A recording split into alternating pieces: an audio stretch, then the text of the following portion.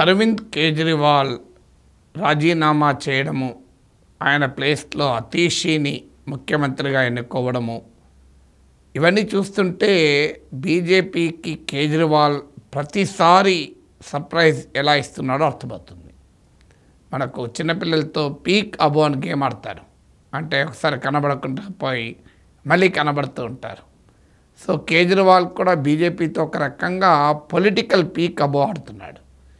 ప్రతిసారి each time and every time BJP ఒకటనుకుంటే దానికి అనూహ్యంగా కేజ్రీవాల్ స్పందిస్తుంటాడు.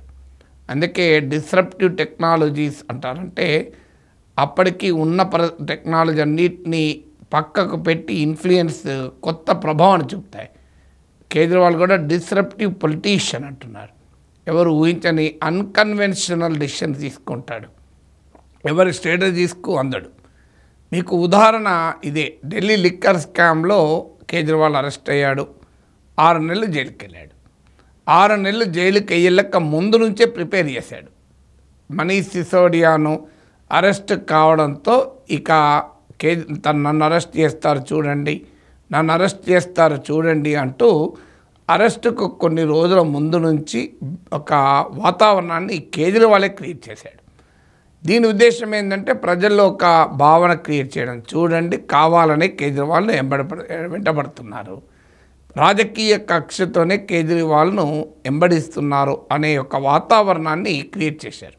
కేజ్రీవాలే కాదు, ఆమ్ ఆద్మీ పార్టీ నాయకులందరూ ఇక కేజ్రీవాల్ని అరెస్ట్ చేస్తారు, ఇక కేజ్రీవాల్ని అరెస్ట్ చేస్తారంటూ ఒక పెద్ద ఎత్తున వాతావరణాన్ని వారే ముందు క్రియేట్ చేశారు.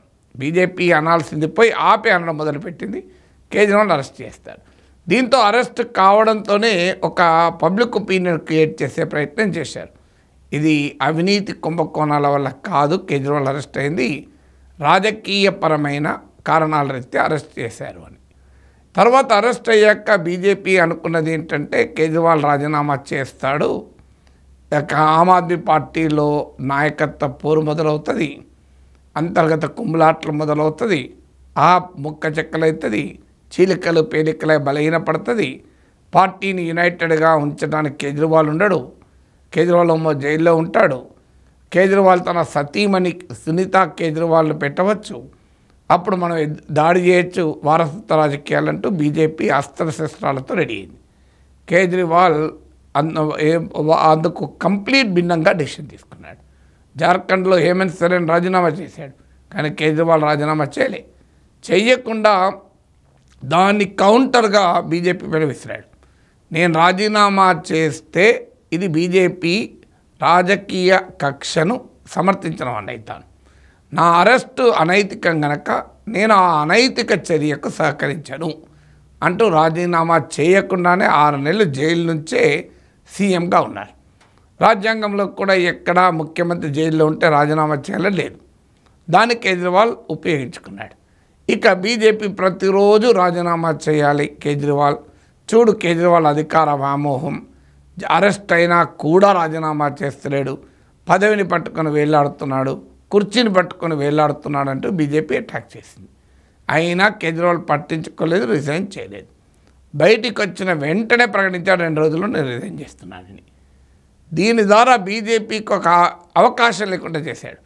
బీజేపీ అప్పటిదాకా ఏం చెప్పింది, అధికార వ్యామోహము, కుర్చీని పట్టుకొని వేలాడుతున్నాడు, పదవి వ్యామోహం ఉన్నవాడు అని చెప్పారు. దీంతో బీజేపీ విమర్శలకు అర్థం లేకుండా పోయింది. పోనీ ఎందుకు రాజీనామా చేసి అందామా అంటే అది బీజేపీ డిమాండే, మీరే డిమాండ్ చేశారు కదా, ఇప్పుడు రిజైన్ చేస్తే డ్రామాని ఎలా అంటారు అని క్వశ్చన్ మొదలైంది. సో తెలివిగా కేజ్రీవాల్ రిజైన్ చేయడమే కాదు, తాను రిజైన్ చేయకముందు జైలు నుంచి బయటకు వచ్చాడు కనుక పార్టీ నాయకులందరితో మాట్లాడి, ఎమ్మెల్యేలు మాట్లాడి ట్రాన్సిషన్ యాక్టింగ్ చీఫ్ మినిస్టర్ అతీషిని నియమించడంలో ఏ రకమైన ఇబ్బంది లేకుండా చేసుకున్నాడు. చాలామంది బీజేపీ మళ్ళీ ఆశించింది కేజ్రీవాల్ ఈసారి భార్యను పెడతారు, నిన్న నుంచి మొదలుపెట్టారు లాలూ రాబ్రీ లాలూ రాబ్రీ లాలూ రాబ్రీ మోడల్ వస్తుందని. కానీ బీజేపీ ఊహించిన దానికి పూర్తి భిన్నంగా కేజ్రీవాల్ సునీత కేజ్రీవాల్ పట్టుకురాలేదు, అతీష్ని తీసుకొచ్చారు. అందులో అతీష్ పైన ఏ అవినీతి ఆరోపణ బీజేపీ కేంద్ర ప్రభుత్వం ఇంతవరకు చేయలేదు. పోటీలో ఉన్న గోపాల్ రాయ్ పైన, సౌరవ్ భరద్వాజ్ పైన, కైలాష్ గెలాట్ పైన ఏదో ఒక రకమైన ఆరోపణ, ఏదో రకమైన కేసు బీజేపీ ఇప్పటికీ చేయడమో పెట్టడమో జరిగింది. కానీ అతీష్ పైన ఆరోపణ లేదు, కేసు లేదు. అందువల్ల ఇప్పుడు ఆయన కేజ్రీవాల్ను ఒక అవినీతి పరుని సీఎం చేశారని అనడానికి వీల్లేదు. అందులో ఉమెన్, అందులో ఆక్స్ఫోర్డ్ విశ్వవిద్యాలయంలో చదువుకున్న విద్యావంతురాలు. సో ఆమెకు ఏ రకమైన అవినీతి చరిత్ర లేకపోయే వరకు ఇప్పుడు ఢిల్లీ ముఖ్యమంత్రిని టార్గెట్ చేసే అవకాశం కూడా బీజేపీ కోల్పోయింది. ఇక కేజ్రీవాల్ పైన ప్రజా వ్యతిరేకత సహజంగానే 2015 నుంచి కంటిన్యూస్గా సీఎంగా 2 టర్మ్స్ గెలిచాడు. 3వ టర్మ్ సహజంగానే వ్యతిరేకత ఉంటుంది. ఆ ప్రభుత్వ వ్యతిరేకతను అస్త్రాన్ని ప్రయోగించుదామని బీజేపీ రెడీ అయింది.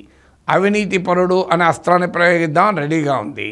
బెయిల్ మీద వచ్చిన సీఎం అని ప్రచారం చేద్దామని అనుకున్నది. ఎలాగైతే రాహుల్ గాంధీని ఇప్పటికీ కూడా బెయిల్ మీద వచ్చిన వారు అంటూ బీజేపీ టార్గెట్ చేస్తుందో కేజ్రీవాల్ అలాగే చేయాలనుకున్నారు. పదవి వ్యామోహం ఉన్నవాడు అని దాడి చేద్దామనుకుంది. ఈ అస్త్రాలన్నీ కంప్లీట్గా నిర్వీర్యమయ్యాయి కేజ్రీవాల్ తీసుకున్న ఒక్క నిర్ణయంతో. ఇక కేజ్రీవాల్ జనంలోకి వెళ్ళి నాకు మళ్ళీ ఓటేయండి అని ఒక సానుభూతిని, అంటే క్రైసిస్ను ఆపర్చునిటీగా మార్చుకోవడంలో కేజ్రీవాల్ దిట్ట అని మరోసారి నిరూపించుకున్నాడు. ఇప్పుడు ఆయన సీఎం కుర్చీలో లేడు కనుక ఇక హర్యానాలో ప్రచారం చేస్తాడు, ఢిల్లీలో ఇంటింటికి తిరుగుతాడు, మళ్ళీ భారీ మెజార్టీతో రావటానికి ప్లాన్ వేసుకుంటాడు. ఇలా చేయడం కేజ్రీవాల్ కొత్త కాదు. మీకు బ్యాక్ 10 ఏళ్ళు వెనక్కపోతే 2013లో ఇండియా అగెన్స్ట్ కరప్షన్ అనే ఉద్యమం నడిచింది. ఆ ఉద్యమం అన్నా హజారే నాయకత్వంలో నడిచింది. అందరికీ తెలుసు. దాని వెనకాల అనేక ఎన్జిఓస్ ఉన్నట్లే కేజ్రీవాల్ కూడా అందులో క్రియాశీలకంగా ఉన్నాడు. ఆర్ఎస్ఎస్ కూడా దానికి మద్దతుగా ఉంది. ఆర్ఎస్ఎస్ కార్యకర్తలు కూడా పనిచేశారు. మీరు బాబా రామ్దేవ్ కూడా ఉద్యమంలో భాగం. సో ఆ India against corruption Congress party కుంభకోణాలపైన UPA 2 కుంభకోణం పైన చేశారు. కానీ ఆ 2013 ఉద్యమాన్ని కేజ్రీవాల్ తనకు అనుకూలంగా మార్చుకొని ఆమ్ ఆద్మీ పార్టీని ఏర్పాటు చేసి మొదటిసారిగా ఢిల్లీలో కాంగ్రెస్ ప్రభుత్వాన్ని పట్ల షీలా దీక్షిత్ ప్రభుత్వం పైన ఉన్న ప్రజా వ్యతిరేకతను తనకు అనుకూలంగా మార్చుకున్నాడు. బీజేపీ అంచనా వేసింది ఏంటంటే 15 ఇయర్స్గా షీలా దీక్షిత్ అధికారంలో ఉన్నారు, బాగా యాంటీ ఇన్కంబెన్సీ ఉంది కనుక ఎలాగో షీలా దీక్షిత్కి వ్యతిరేకంగా ప్రజలు తమకు అనుకూలంగా తీర్పు చెప్తారని బీజేపీ ఆశించింది. కానీ ఆ షీలా దీక్షిత్ కాంగ్రెస్ గవర్నమెంట్కు వ్యతిరేకంగా ఉన్న యాంటీ ఇన్కంబెన్సీని కాస్త బీజేపీ వైపు కాకుండా దాన్ని ఆమ్ ఆద్మీ పార్టీ షేర్ చేసుకుంది. ఫలితంగా 31 సీట్స్ బీజేపీకి వస్తే 28 సీట్స్ ఆమ్ ఆద్మీ పార్టీకి, 7 సీట్స్ కాంగ్రెస్కి వచ్చాయి. దీంతో ఆమ్ ఆద్మీ హంగ్ అసెంబ్లీ ఏర్పడింది. ఎన్నికల సమయంలో కేజ్రీవాల్ ప్రామిస్ చేశాడు, తన పిల్లల పైన కూడా ఒట్టే చెప్పాడు, నేను ఎట్టి పరిస్థితుల్లో బీజేపీతో కలవను, కాంగ్రెస్తో కలవను, బీజేపీ కాంగ్రెస్లకు సమదూరంగా ఉంటాను అంటూ ప్రచారం చేశాడు. కానీ హంగ్ అసెంబ్లీ రావడంతో బీజేపీ ఆశించింది ఏంటంటే ఎలాగూ కాంగ్రెస్తో కూడా కలవలేడు కనుక, తమతో కూడా కలవలేడు కనుక రాష్ట్రపతి పాలన పెట్టవచ్చు, తర్వాత కొన్ని రోజులకు మళ్ళీ ఎన్నికలు జరిపితే తామే గెలుస్తామని బీజేపీ క్యాలిక్యులేట్ చేసింది. బీజేపీ క్యాలిక్యులేషన్లో మళ్ళీ సర్ప్రైజ్ చేశారు కేజ్రీవాల్. ఈసారి ఒక 30 డిమాండ్లను ప్రకటించి ఈ డిమాండ్లకు కాంగ్రెస్ ఒప్పుకుంటే కాంగ్రెస్తో కలవడానికి అభ్యంతరం లేదు అన్నాడు. కాంగ్రెస్ పార్టీ అందులో చాలా డిమాండ్లు ఒప్పుకుంది. దాంతో ఆమ్ ఆద్మీ పార్టీ కాంగ్రెస్ ప్రభుత్వం ఏర్పడింది.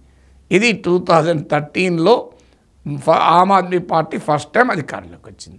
ఇక బీజేపీ ఆశించింది, పోనీయండి కాంగ్రెస్ కలిసాయి, ఇది దాన్ని తనకు అనుకూలంగా మార్చుకోవచ్చు, ఎందుకంటే షీలా దీక్షిత్ ప్రభుత్వం పైన ప్రజల్లో వ్యతిరేకత ఇంకా ఉంది, కాంగ్రెస్తో కలవనన్న కేజ్రీవాల్ కలిశాడు, ఇదొక అవకాశవాద కూటమి, ఈ అవకాశవాద కూటమిని ఓడించండి అని నెక్స్ట్ ఎలక్షన్స్ నెక్స్ట్ ఆపర్చునిటీని వాడుకుందామని బీజేపీ అంచనా వేసింది.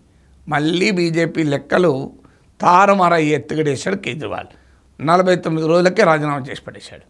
రిజైన్ చేసి పడేసి కాంగ్రెస్ బీజేపీ ఇద్దరు కలిసి నన్ను అన్యాయం చేస్తున్నారు, నా ప్రభుత్వాన్ని పనిచేయకుండా చేస్తున్నారు, ఆమ్ ఆద్మీ ప్రభుత్వాన్ని పనిచేయకుండా చేస్తున్నారంటూ రంగంలో దిగాడు. కేజ్రీవాల్ ఆశించినట్లు ఎన్నికలు జరపలే. రాష్ట్రపతి పాలన పెట్టి ఫిబ్రవరి 2014లో కేజ్రీవాల్ రాజీనామా చేశాడు. సో దాంతో రాష్ట్రపతి పాలన వచ్చింది, దాన్ని కూడా తనకు అనుకూలంగా మార్చుకున్నాడు.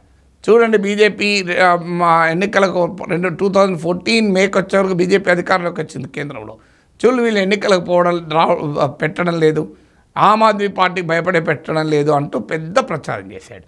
చేసి ఫిబ్రవరి 2015లో 70 సీట్స్ ఉన్న ఢిల్లీ అసెంబ్లీలో 67 సీట్లు ఆమ్ ఆద్మీ పార్టీ గెలుచుకుంది. అంటే కాంగ్రెస్తో కలవడం వల్ల వచ్చిన నష్టాన్ని పోగొట్టుకున్నాడు, కాంగ్రెస్ను అడ్రస్ లేకుండా చేశాడు, చివరికి బీజేపీని కూడా అడ్రస్ లేకుండా చేశాడు. ఇక తర్వాత 2022 ఫిబ్రవరిలో మళ్ళీ 62 అవుట్ ఆఫ్ 70 సీట్స్ గెలుచుకున్నాడు. ఈలోగా బీజేపీ కేజ్రీవాల్ పైన దాడి చేయడం మొదలుపెట్టారు. ఈయన యాంటీ హిందూ, ఈయన అనార్కిస్టు అని అటాక్ చేయడం మొదలుపెట్టారు. మళ్ళీ కేజ్రీవాల్ స్ట్రాటజీ మార్చుకున్నాడు. జాగ్రత్తగా హిందూ సెంటిమెంట్ ఉన్న ఏ అంశాన్ని ముట్టుకోలే. ఢిల్లీలో అల్లర్లు జరుగుతే అక్కడికి పోలే, జేఎన్యూలో విద్యార్థి ఉద్యమాలు జరుగుతుంటే అక్కడ పట్టించుకోలేదు. ఆఖరికి తాను హనుమంతుని భక్తుని మొదలుపెట్టాడు, హనుమాన్ చాలీసా చదవడం మొదలుపెట్టాడు. తన ప్రభుత్వం హిందువులకు అయోధ్య వెళ్ళటానికి సబ్సిడీలు ఇస్తానంటూ స్కీమ్ మొదలుపెట్టాడు. ఆఖరికి రాజీనామా చేసినప్పుడు కూడా బీజేపీ భాషలోనే అగ్ని పరీక్ష, ఇది సీతమ్మ తల్లికి ఏ రకంగానైతే అగ్ని పరీక్షకు గురైందో నేను కూడా అగ్ని పరీక్షకు నిలబడుతున్నాను అంటూ మళ్ళీ బీజేపీ లాంగ్వేజ్లోనే బీజేపీకి సమాధానం చెప్పారు. దీంతో ఇక హిందూ వ్యతిరేకి కేజ్రీవాల్ అనే అవకాశం లేకుండా చేశాడు. ఇలా అడుగడుగున తన ఎత్తుగడలతో బీజేపీ ఒకటనుకుంటే తాను ఒకటి చేస్తూ వచ్చాడు. ఇది కేజ్రీవాల్కు ఉన్నటువంటి రాజకీయ చాకచక్యం.